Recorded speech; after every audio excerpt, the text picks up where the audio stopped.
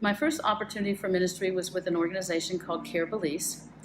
Care Belize no longer exists, but during the time that I worked for Care Belize until 2014, it was a non-governmental organization that did community-based rehab, or something that's called CBR.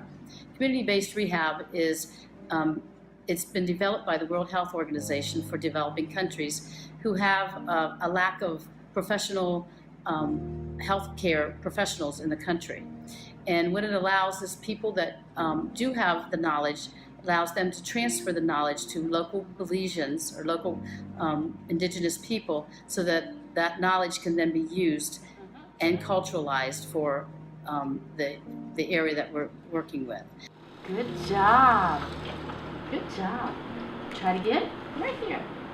There you go. And then Care Belize transitioned into the Inspiration Center.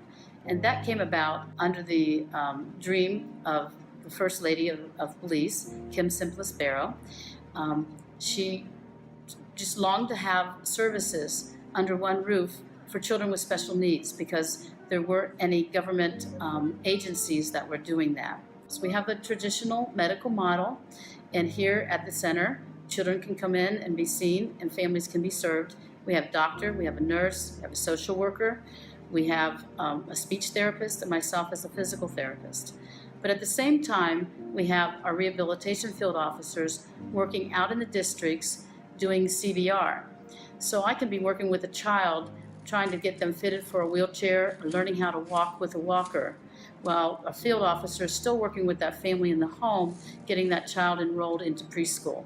When I first came and we went into people's homes, that was such a privilege to be there, to be invited in as an outsider.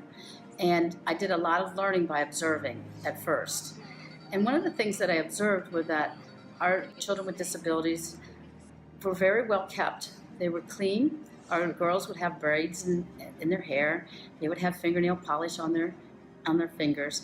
But they would be in a back bedroom, lying on a bed, looking up at the ceiling. And parents were afraid to move them out, to get them included in society. And sometimes they were ashamed, and because of what other parents would say to them about their child with special needs. And so one of the big things that I think that I've seen over the years is the fact that parents have learned that their children have just as much right to be out in the community. And it's been exciting for me and humbling at the same time to know that I was part of some of these changes. Boom. All right. Good job. All right.